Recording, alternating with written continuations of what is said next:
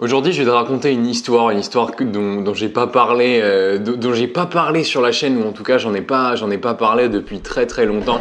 Et je voudrais juste commencer par cette phrase. C'est la phrase suivante, c'est que ce dont tu as le plus besoin souvent, ce dont tu as le plus besoin en réalité, ça se trouve là où tu l'attends le moins. Et je vais te raconter une histoire sur la confiance en soi notamment. C'est un événement qui s'est passé, qui a vraiment déclenché le fait que une sorte de certitude finalement qui fait qu'aujourd'hui je suis à peu près, je sais pas trop comment, tu vois, mais j'ai cette conviction que peu importe ce qui m'arrive, je pourrais toujours m'en sortir.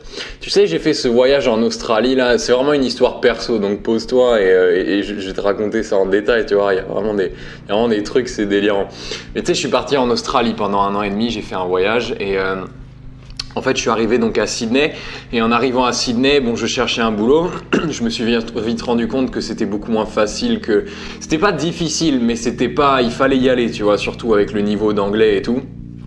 Donc à Sydney, j'ai trouvé un boulot que j'ai quitté tout de suite après parce que c'était horrible, tu vois, c'était de la merde, c'était de l'esclavage.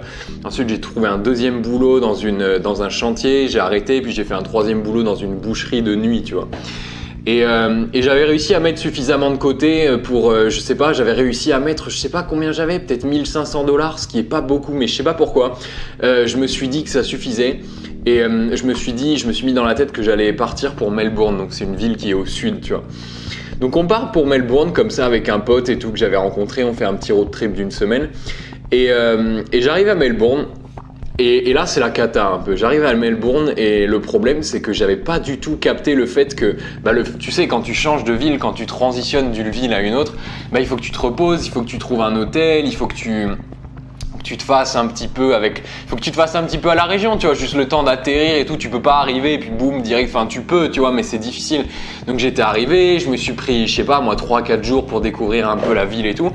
Et c'est là que je me rends compte que mon compte en banque, je commençais un petit peu à être à sec, tu vois, je commençais un petit peu à être mal. Donc je commence à faire mes démarches pour trouver un job et tout. Au tout début, donc j'y connais, tu vois, j'avais pas autant l'expérience que j'ai pu avoir après à la fin de l'Australie, donc je fais tout ça comme ça pendant 1 semaine, 2 semaines, toujours rien. Je commence vraiment à m'inquiéter. Toutes les semaines, il faut que tu saches que tu as 230 $ qui partent dans l'accommodation, c'est-à-dire l'hôtel, tu vois, donc 230 $ plus environ 50 à 70 $ de bouffe, donc c'est facilement 350 $ qui partent toutes les semaines avec le tram, tout ce que tu veux, le téléphone aussi, facilement, tu vois, 350 400 $ à dépenser easy, tu vois, genre vraiment facilement et en étant sur un budget. Et assez rapidement, je me retrouve fauché, tu vois. Genre, je me trouve vraiment fauché. Il y a un moment, j'ai genre 200 $ sur mon compte et je suis vraiment dans la merde. J'ai toujours pas de job. Et à ce moment-là, j'arrive à décrocher un entretien, tu vois, j'appelle une boîte de déménagement, une première boîte de déménagement. J'ai un entretien et il m'embauche, tu vois, il me donne un essai. Alors je fais l'essai et tout, la journée se passe super bien. Il m'appelle le 2e jour, le 3e jour. Donc j'étais content, tu vois, dans ma tête, je m'étais déjà fait, 200, 400 $. C'était le début de la nouvelle vie. J'allais enfin pouvoir commencer à économiser. J'étais posé à Melbourne, tranquille. Et le 4e jour, je reçois pas de message. Je me dis tiens, c'est étrange, ils ont dû m'oublier et tout, je les appelle, personne répond. Donc j'attends la journée, tu vois, la journée passe, je me dis peut-être qu'aujourd'hui il n'y avait pas de shift et tout, le lendemain pareil, tu vois. Et là je commence à stresser, là je me dis c'est pas normal, donc je les appelle une première fois, ils répondent pas, je les appelle une deuxième fois et on m'envoie un message comme quoi oui, vos services ne seront plus nécessaires, tu vois, comme ça, genre en mode aucun détail, aucune mention des heures que j'avais bossé, tu vois, c'est-à-dire c'était environ 200, 300, 400 $ peut-être sur 3 jours. Aucune mention de ça, aucun détail, rien, tu vois, genre silence radio quoi. Et donc là je me dis bon ok, et finalement les mecs m'appellent, ils me disent t'es viré, tu vois, on me donne pas de raison, t'es viré, j'avais fait du bon boulot et tout. Je leur dis ouais ok, je me bats, tu vois, en mode ok mais donnez-moi au moins ma paye. Et bon effectivement ils m'ont versé ma paye, ils m'ont dit ouais tout ça te sera viré d'ici 1 semaine, total j'ai attendu 3 semaines et tout. Donc je suis là, je suis à Melbourne.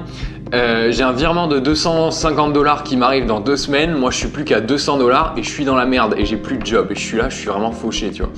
Et du coup, je me mets vraiment à fond dans la recherche de job. Je t'avoue que j'ai vécu des moments un petit peu difficiles, mais en gros, je te fais la version accélérée. Je décroche un entretien. Je décroche un entretien qui se passe bien pour une deuxième boîte de déménagement. Je m'étais rendu compte que le déménagement c'était sympa, tu sais, tu conduis des camions, tu vois la ville et tout. Mais on me dit voilà, c'est pas sûr que t'es embauché, il va y avoir une recrue et tout.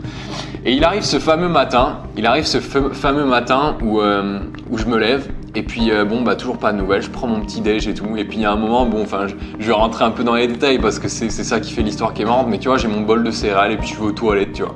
Puis je suis assis sur les toilettes et tout. Et là je reçois un appel, un appel, tu vois, inconnu et tout, et là le mec me dit ouais Egon, ouais c'est Move On Removals, tu vois, c'est le nom de la boîte.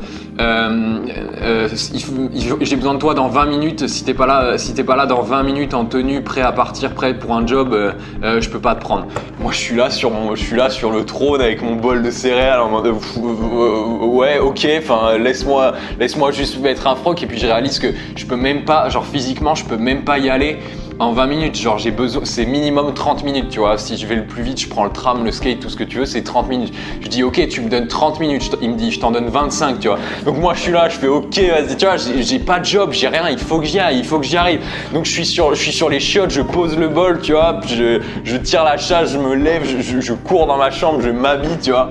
Je prends le tram et tout, et puis j'arrive sur ce shift en mode j'avais pas encore les shorts, il me dit bon, demain tu t'achètes les fringues nécessaires, sinon je te revois plus jamais ici. Tu vois, ils sont vraiment comme ça en Australie. Et on m'envoie sur un job, tu vois, en mode les mecs étaient déjà partis, mais ils avaient besoin de renfort. Alors le patron il appelle un Uber, il y a un Uber qui arrive pour moi, il lui donne l'adresse et le Uber m'amène direct au machin. Et il s'avère que j'arrive sur mon truc.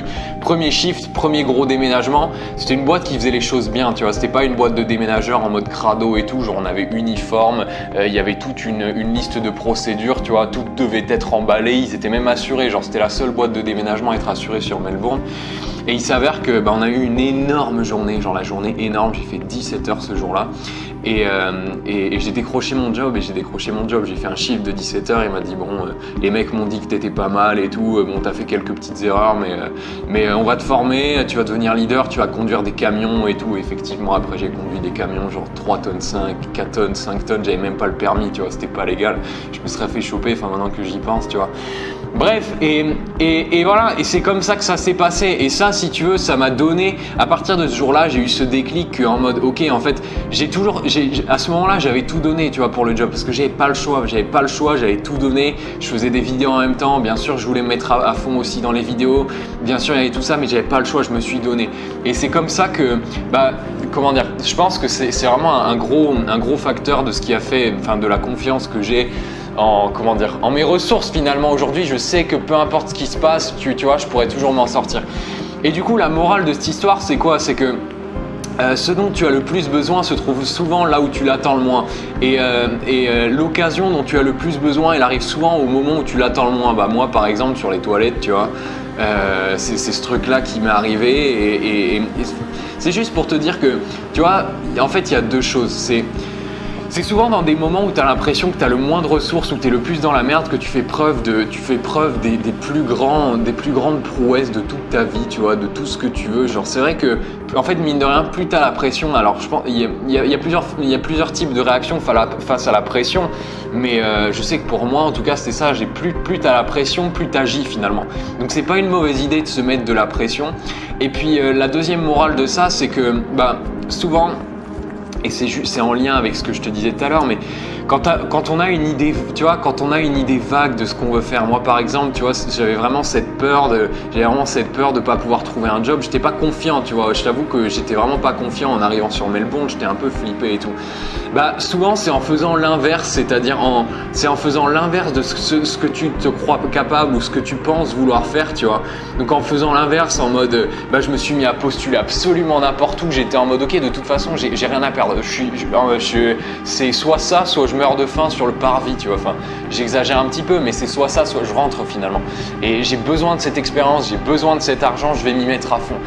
C'est souvent dans ces situations-là que t'as le plus de retours. Et crois-le ou non, mais étrangement, j'aurais tendance à te dire que j'ai bossé 6 mois dans cette boîte-là. Après, je suis devenu leader d'équipe et tout. Vraiment, j'ai gagné énormément d'expérience avec eux, même si c'est un job qui est absolument terrible. Enfin, tu sais, là-bas, c'était l'été. On a déménagé des baraques, des trucs de fou. On portait des machins. En moyenne, je crois qu'à un moment, je bossais avec un docteur. Il me disait, tu sais, il avait une montre qui calculait les calories. Il me disait, en moyenne, on dépense, en tant que déménageur, là, on dépense genre 4000 calories par jour, ce qui est à peu près le double des dépenses d'un adulte normal. On porte en moyenne c'est comme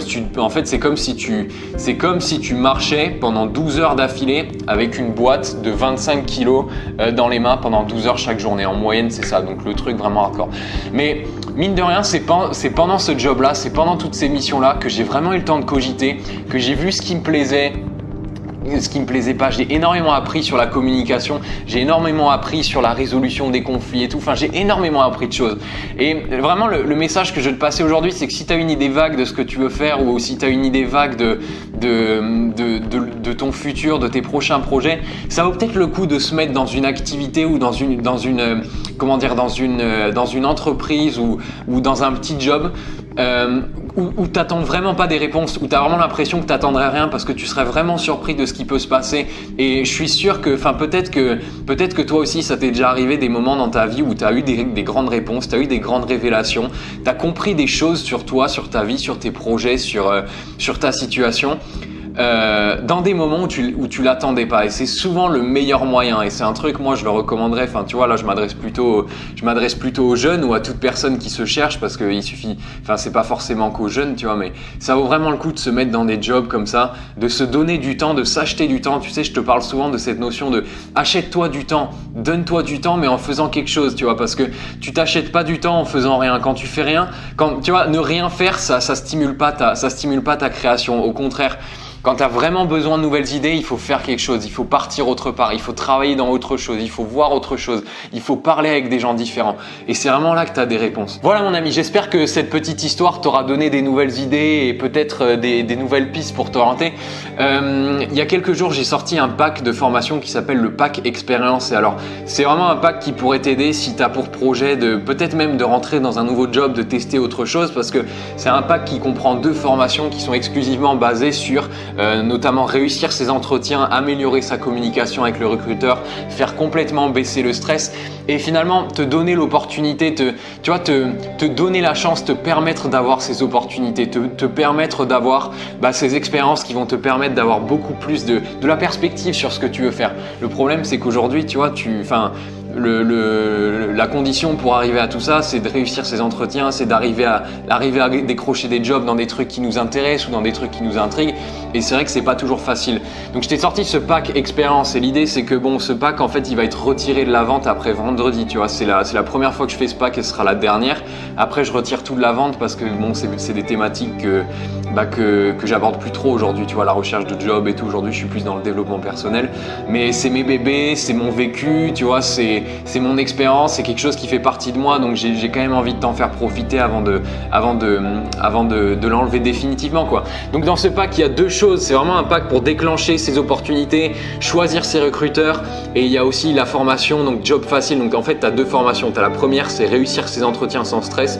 Donc ça c'est une formation qui concentre absolument toute mon expérience de l'Australie, de la France, du mode de recrutement anglo-saxon et français, pour comment arriver dans un entretien, être serein, être unique, montrer au recruteur que tu es la bonne personne pour lui et lui donner juste envie de te rappeler en fait. En fait, quand tu utilises ces méthodes-là, le recruteur, à la fin, il se dit « Waouh, ce mec était différent. Waouh, elle était différente. Il faut pas que je la laisse passer à côté. Enfin, il faut pas que je passe à côté de ça quoi. » Donc ça, c'est la première formation. Et puis tu vois, genre même si en ce moment, tu n'es pas dans une période où tu recherches forcément, c'est quelque chose que on n'est jamais à l'abri de tout ça. Genre même moi, je sais qu'aujourd'hui, je suis pas à l'abri. D'ailleurs, en ce moment, je cherche un job. Tu vois, il faut que je m'y mette même d'ailleurs sérieusement. Tu vois, je suis pas trop sérieux parce que je suis beaucoup focalisé sur les vidéos.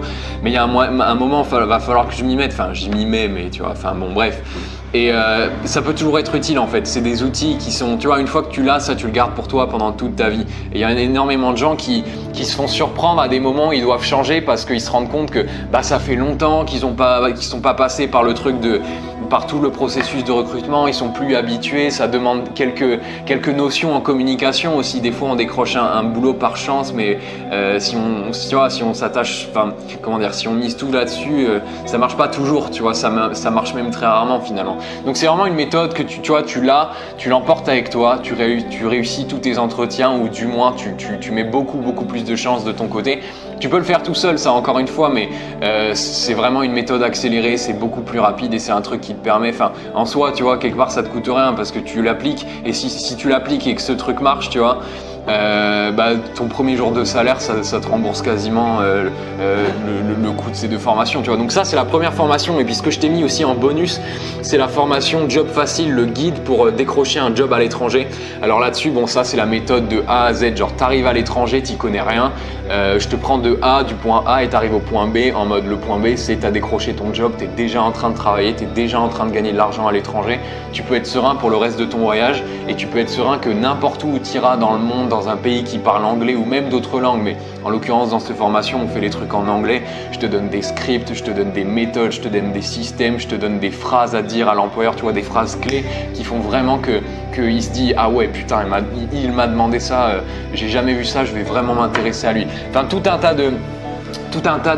tas de systèmes et de méthodes qui marchent extrêmement bien, qui moi m'ont permis de me pointer en Australie tout simplement, et de savoir que peu importe où j'allais, je trouverais toujours un job. Et ça a été le cas, j'ai jamais été en galère de job. Après cette histoire de Melbourne notamment, c'est à ce moment-là que c'est là que j'ai vraiment compris ce qui marchait de ce qui marchait pas.